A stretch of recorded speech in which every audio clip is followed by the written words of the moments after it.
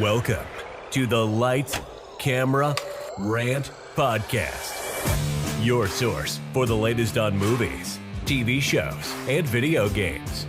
Get ready for ranting, raving, and reviewing.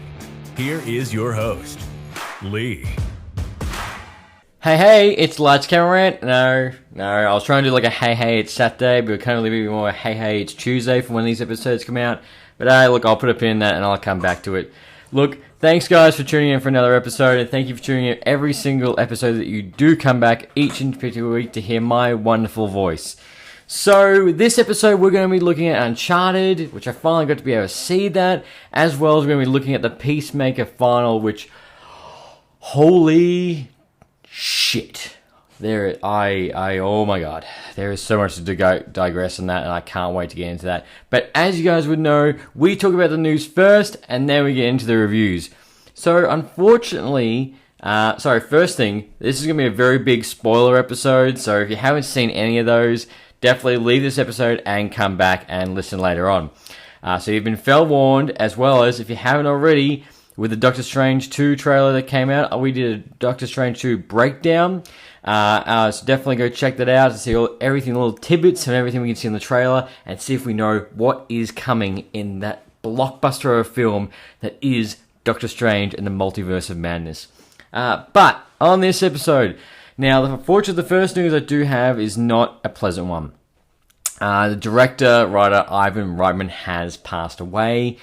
Which his credits go to obviously Ghostbusters, Twins, Kindergarten Cop, and Evolution, and many more. It's very sad that he's passing. My condolences for everyone here at the Lights, Camera, Rant family, to his friends, his family, and to his pets. He also recently worked on Ghostbusters Afterlife with his son, which was a fantastic love letter to the Ghostbusters franchise. So it's very sad, and when I saw the news, I was like, well. The main thing is, at least he got to see Ghostbusters Afterlife, and it wasn't, unfortunately he didn't pass away during production. But yes, all our condolences for Ivan Reitman and his family. So, moving on, one of the big news that came out this past week, which I'm absolutely excited for, is Netflix have announced they are making a BioShock movie based on the hit video game franchise. Now, no writer, no director has been attached, it's literally just an announcement. So there is no release date either. So apparently during the article was the fact Netflix have been in negotiations to get the rights to make the film for about a year now. Contract negotiations. Now there's multiple ways they can take this. With BioShock 1, BioShock 2, or BioShock Infinite. Now, for anyone who doesn't know what BioShock is a video game that is almost a genre-defining game, right up there with Grand Theft Auto. When it was released, it was fantastic. It is a fantastic game. It's a horror game, and really gets around to the senses, but it's fantastic. What it's about is the fact that you crash land in the ocean, you find this lighthouse, and you discover this entire underwater world called Rapture, which was built to house the smartest minds in the entire world, so they could, create and build anything they want at their leisure without the restrictions of, idiot leaders. Which, unfortunately, it all went downhill, and now it's a shadow of its former self, and as you go through horrific things all the way through it. It is a great game. I definitely recommend to go pick up the BioShock Remastered Trilogy Edition. It's honestly a fantastic game. But this, I'm very curious to see where they're going to take this, how they're going to make it work, because obviously BioShock is not just a movie, but they could do anything else as a TV series as well, and how they're going to take it, and how they're going to do is, you're going to see, is it just going to be purely based on the first game, or you're going to see, Rapture in its full glory in a flashback, different elements. And I think BioShock was the first horror game I kind of fully played, and I think after that I haven't gone back to playing a horror game again, because it was well worth it. The whole story is just magnificent, and I highly recommend you go pick it up. But yeah, so keep posted. So as more news comes out, I'm very curious to see how they're going to take this. That is what's piqued my interest most of all, and Netflix is just going to throw money at this thing. But the whole Bioshock movie has been in development hell for years. There was one point where the fact that Peter Jackson was attached to it, but it was going to cost too much money, so it got shelved again. So a Bioshock movie has been floating around for years now, ever since the first game came out. So I'm finally glad to see the fact it's going ahead, and I hope the fact it does not receive any delays. Speaking of TV shows, when I saw the statistic, I was so surprised. So apparently, for the final of Boba Fett, which received mixed reviews, which we all know, including mine, apparently the final of Boba Fett got more viewership than the final of The Mandalorian. So 1.5 million people tuned in for the Boba Fett final, but only 1.1 million tuned in for Mando. I was like, what? Really? I'm like, I don't know, are they like all Mando friends? Or Mando ever gone into the book of Boba Fett? But yeah, at this stage, regardless of how you feel about the last episode or the entire series altogether, everyone tuned in for the final more for Boba Fett than Mando. I don't think that's going to happen with Mando Season 3. That is for sure. In other news, which this is another thing that's kind of been in development hell since 2016, is Paramount have announced the fact they're going ahead and they're going to be making Star Trek 4 with a slated release date for December 2023. Now, the reason why there's been development hell is because multiple scripts are going around, the cast have all gone to do different projects. There was one point where Quentin Tarantino was looking at making an R-rated Star Trek film. There was circling so much, so it's very surprising they've made this announcement. So no one, actually the original cast haven't announced they're fully back. They're all in talks at the moment to return from the original cast to keep that quadrilogy going. But yep, Star Trek 4 will be in production. Also, if you're a big Cyberpunk fan, which I've downloaded on my PlayStation, haven't played it as of yet, but I will. The PlayStation 5 and Xbox Series S upgrade is now available. I think it's about 55 gig when I started downloading it. So that upgrade is now available for you guys to go play and check that out, see what it's like. I'm curious to see what it's going to be like and how the whole world of Night City is going to be. And I'm very, very, very keen to return back to Night City and see what that's all like. In other news, Sonic 3 and a Knuckles TV show has been announced. Is in development ahead of the release of Sonic 2. So obviously they must have full faith in Sonic 2 is going to go really well at the box office, because they've announced Sonic 3 and a Knuckles TV show that is in development. Which is curious, because sometimes, which we have seen in the past, when a sequel gets announced before Amazing Spider-Man 2 and 3, when it gets announced, it sometimes doesn't go all well to plan if the box office views aren't really there. Look, I really hope Sonic 2 does really well. The first one was a blast, so I have full faith in the second one, and the fact that we're getting Tails and Knuckles all in it, so that's going to be interesting. Definitely going to keep the post on that. Halo, the Paramount Plus TV show, has already been greenlit for a Season 2, so obviously they got a lot of faith in that. Season 1 obviously hasn't even come out yet, but they've got that much faith in it.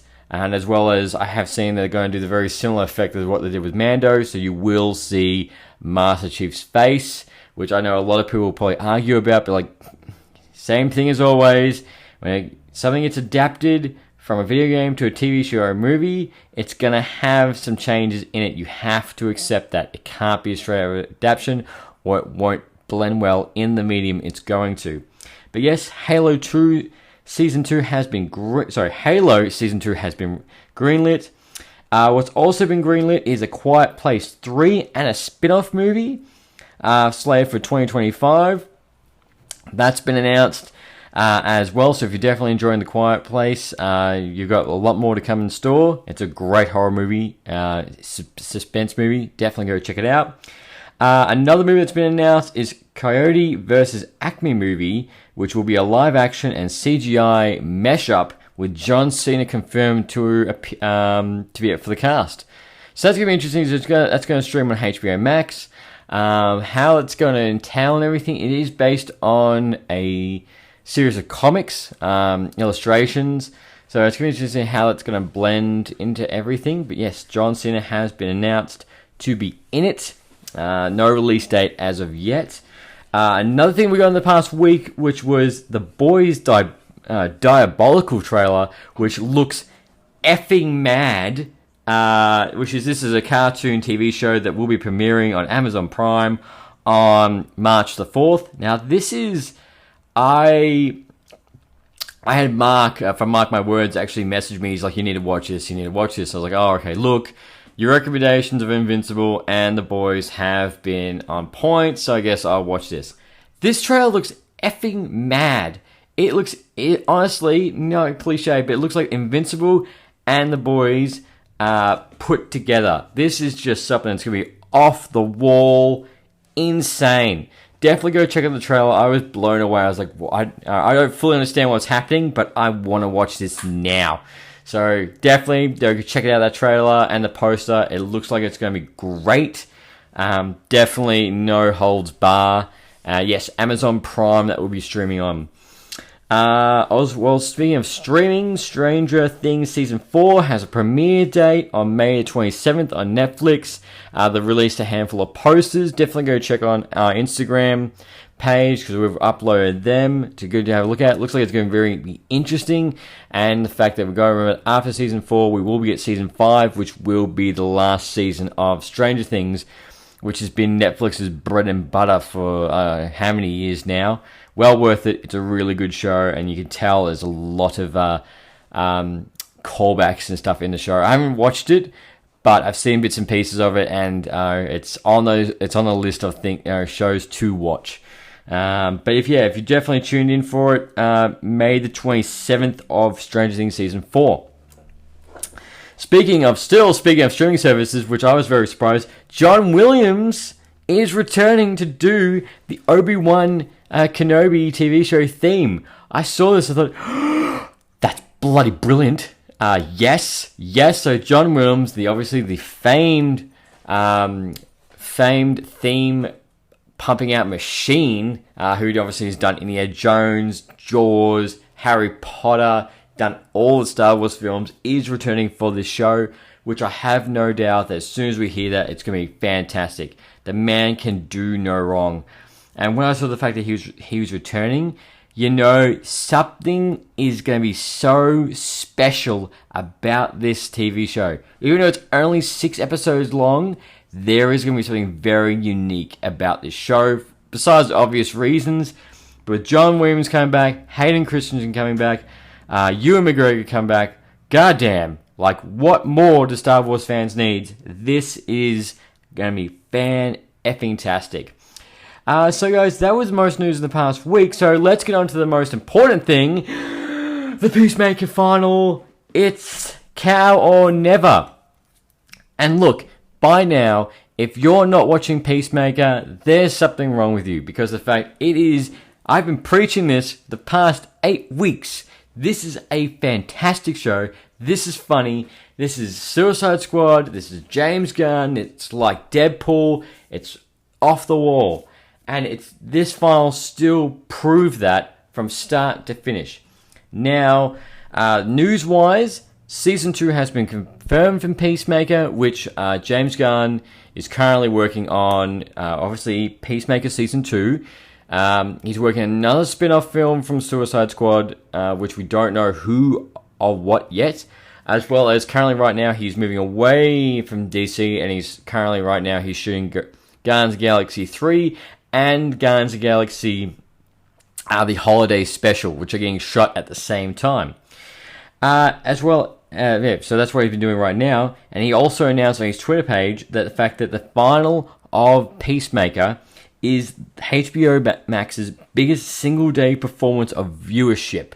It blasted the previous record from HBO Max, as well as compared to when the season first started to the very last episode, viewership went up 44% for the show, which has got to show you the fact that, how bloody brilliant this show is. And as I've said nearly every single week, I was almost not going to watch this. It was only like, oh, look, I'll check it out, see if it's any good, because I like the Suicide Squad movie, and goddamn, each week has been fantastic for this show. Now, obviously, what we knew with this final was the fact that we're going to tack the barn because they were going to take out the cow, which we saw a photo, we saw in the previous episode what the cow looked like, and my God, it was grotesque. There's no definition of a cow. It's getting milked like one, but it's definitely not a cow. It's definitely like a butterfly with no wings. It's getting milked. Yes, that's exactly how I've said that. No joke.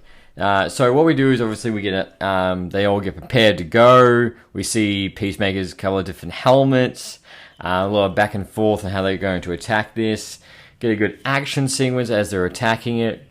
But as they're going to attack it, what they do is they plant one of Peacemaker's helmets in it that can explode to hopefully get rid of the barn. Now this was a really good bit. So Steve Agee, who plays John Diebeer, he sneaks in, drops the helmet and comes back. But one of the butterflies turns around and goes, "What are you doing?" And he's like, "What about the memories that the body you've taken over?" And what we get is like each character has had like a heartfelt moment. This was John's, and he was talking about how the fact that he doesn't have many friends. And the fact, getting called Diebeard, he wanted to make it look himself younger. How the fact that, John Cena's been teasing him for the entire length, and how much it hurts and stuff like that. It was a real, honestly emotional scene. Every character has had their bit and their emotional scene, which is brilliant. I was expecting, like, when are we going to get his? Obviously, we got his last episode, and he does it fantastic. And you can see the reaction because the rest of the team can actually listen into him and they can hear him. And you see how John Cena feels. He's like, "Oh shit, have I done that?" And you actually feel it. You can feel the raw emotion as well. So he gets his particular moment, which was really positive, as well as we've also find out the fact that John Cena, Peacemaker, is seeing visions of his dad. His dad's still in his head.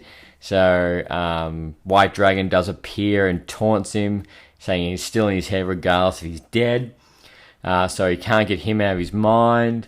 And then what we do is we get a really cool action piece of them, Peacemaker, and the crew going to attack the barn. And great action with Vigilante. Great action on that point. Now, this action-wise for this episode, it's not as intense as the later previous episodes, but it's still on point. Now, so obviously they go down. They see the giant ass like butter cow. Yeah, let's go with the butter cow. And there's such a grotesque scene. So he goes down and sees everything that's going on, and the butterfly is trying to convince him that they're actually not actually bad. That the reason what they're doing is that they want to make the right choices for their planet. Like, why, and their leaders, so the fact that their planet doesn't explode or, Earth doesn't go into a giant chaos. They're actually trying to do the right thing. Now, he's listening to that. We do get flashbacks of, as a kid, to do the right thing, to hold peace any way possible. Keep that in mind. But as he's just about to, I always think he's going to say, yes, I'll join you, I'll help you, make sure the cow doesn't die, we'll get it out of there. But what he does, he activates one of the extra helmets, and he calls it, was it torpedo mode? Oh, yeah, human torpedo mode, which, oh my god, Loretta, she's down there because she wanted to help Peacemaker. She's wearing the helmet, and then as she turns on, poof, she turns it human torpedo, basically human shield, launches, and she just goes straight into the cow, and poof, all these guts start pouring out, and they die.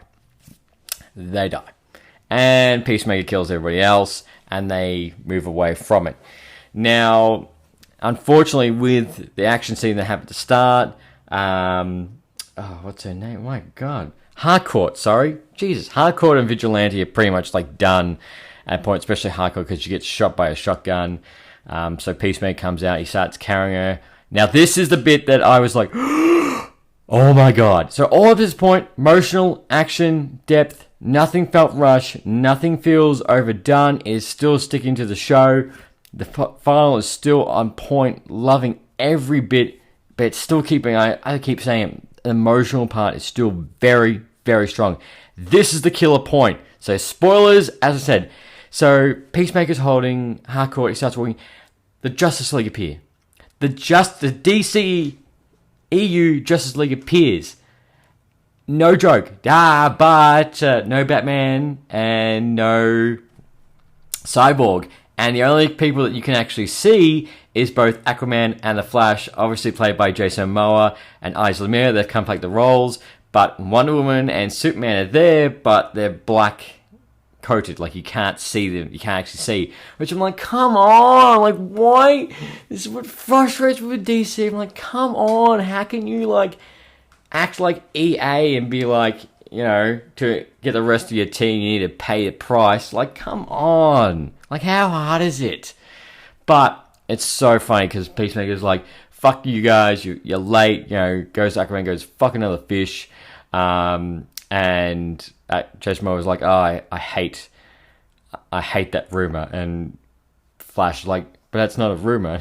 And Jason Momoa was like, fuck you, Barry. Like, it fits in with the show perfectly. Nothing felt out of place except the fact there was no Batman or Cyborg. And the fact that both Wonder Woman and Superman, you couldn't actually see who it was. But I was not expecting to see the Justice League in it. And just that small bit was well worth it. It was fantastic. Apparently what I did see was the fact that the person who dressed up as Batman did take to his Instagram page saying the fact that him and Cyborg the figures were there to shoot the scene. However, when it came to shoot the scene, they were both told to, no, don't worry about it. We're just going to stick with Wonder Woman, Superman, Jason Momoa, and Ezra Miller. Which is just bullshit. I tell you, it's honestly, imagine having the Avengers in one movie and you never see them again, ever. Or you don't know who they are. That's just the bullshit. So this is the first full confirmation of the fact that obviously Peacemaker is part of the DCEU, as well with the new Suicide Squad, so that confirms the fact that that's still somehow in continuation with everything going on. But yeah, like, I was not expecting that, and I love the fact, you know, go fuck another fish. Well, I hate that rumor. Fuck you, Barry. Loved it. Absolutely loved it. So that was fantastic. And then at the end of it, what we get is the fact that Peacemaker, John Cena's character, stays with Harcourt all the way through her recovery. They hold hands, they have a moment.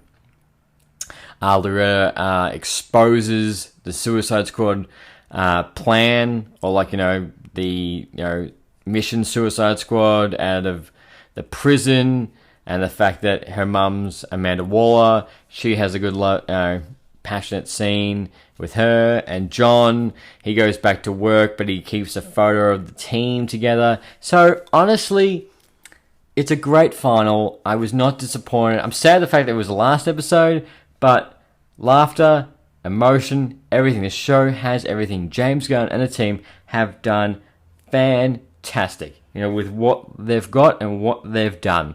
And I will still preach, definitely go watch it. It is done fantastic. So I'm pumped for season 2 with John Cena and with James Gunn coming back to do it, because the team together have done a great job. So I hope all these characters do come back. Don't know how they're all going to come back in a team, but still fantastic how it can be.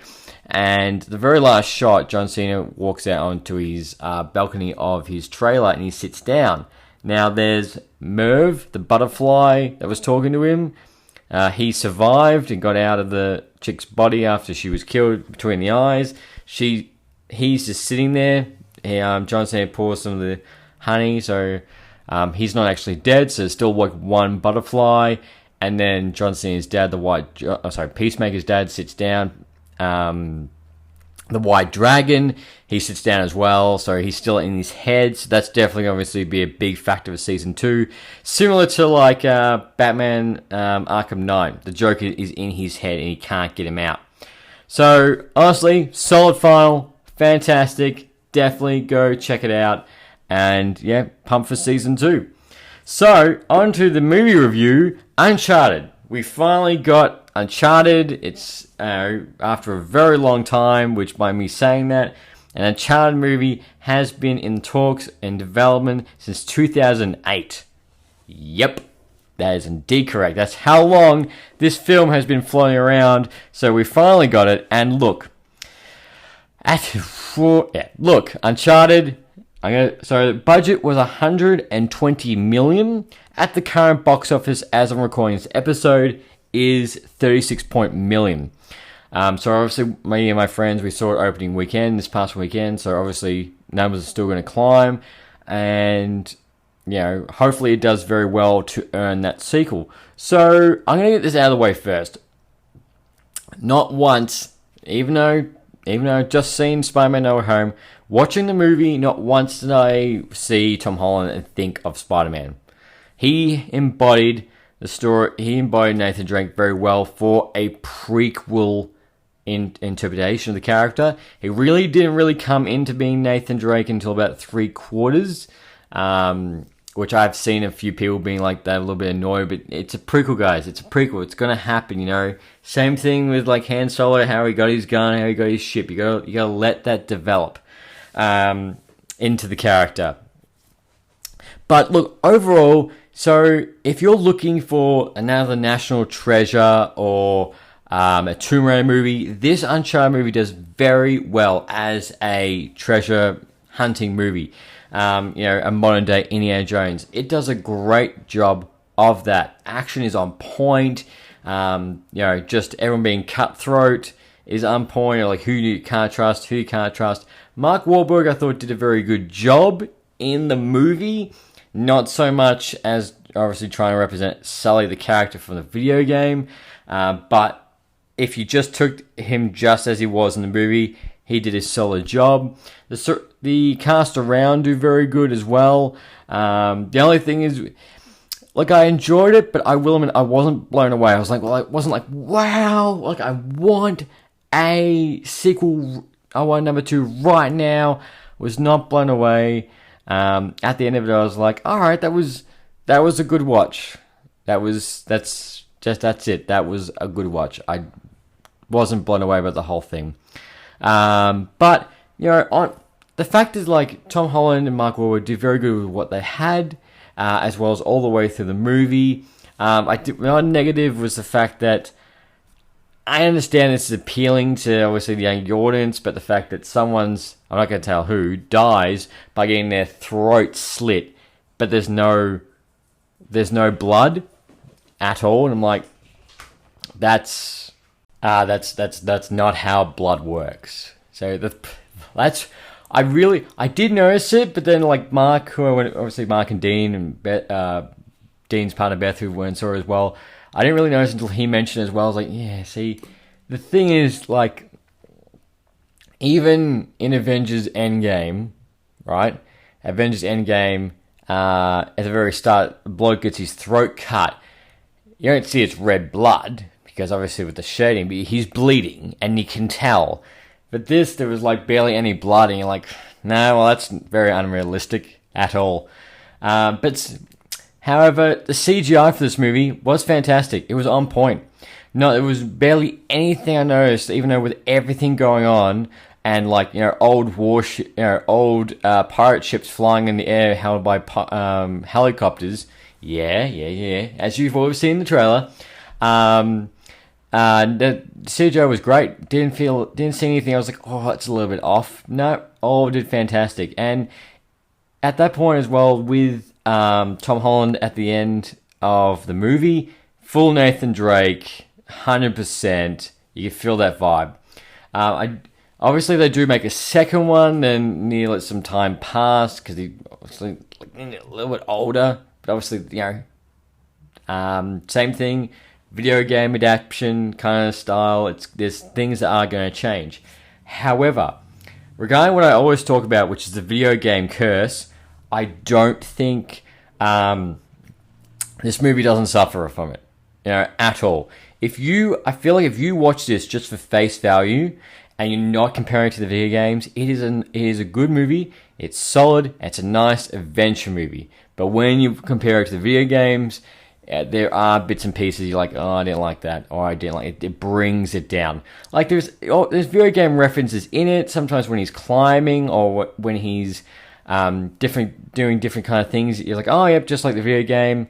However, there's other points where you're like, nah, I don't like that at all. So the performance-wise does very well, but it was still. That's what I mean. It's just a good.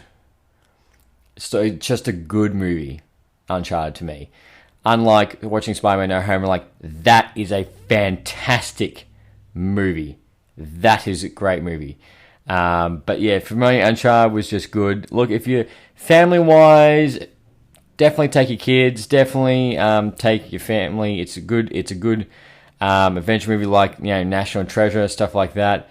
No Nicolas Cage though, but for any diehard fans or critiquing the entire movie, yeah, it's kind of a letdown. It's not mind-blowing. It's not fantastic, out of this world kind of vibe. It's okay. It's good. That's probably the best way I can describe it. But it's got a lot of good points in it. But just when it's all put together, it's just like different pieces that are kind of missing. And you're like, oh, I hope they really like it definitely leads into a second one. And look, to me, I'm still happy to get a second one for it to see how it all goes, because the fact that prequel stuff's kind of done.